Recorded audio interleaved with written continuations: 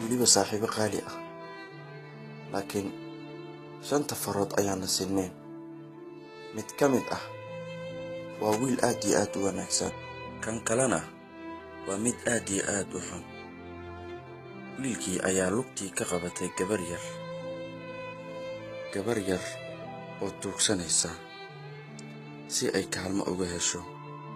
wiilkii waxa uu hayay keliya hal lacaga, laakiin u dhiganta lacag aad u fara badan.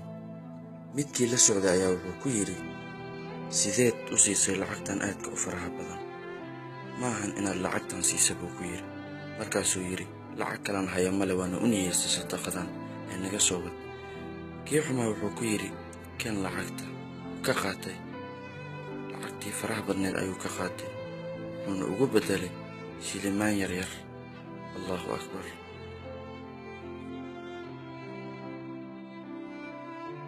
maalintii xigta walaalayaal, muxuu sameeyey wiilkii wanaagsanaa?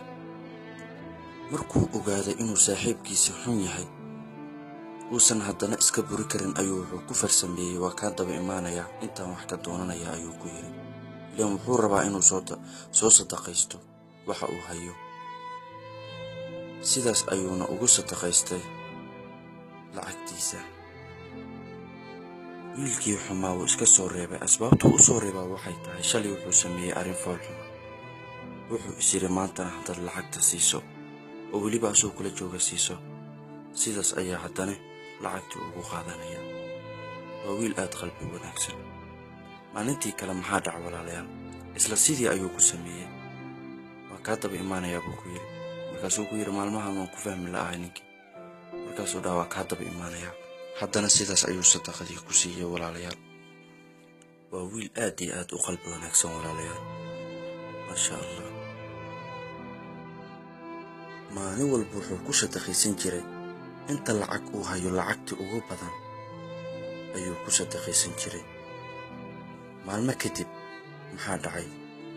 wiilkii iyo saaxiibkiisa oo isla socdaan ayaa wiilkii wanaagsanaa wuxuu damcay inuu sadaqaysto.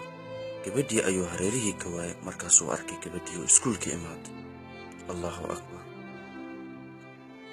wiilkii aad iyo aad ayuu u farxay.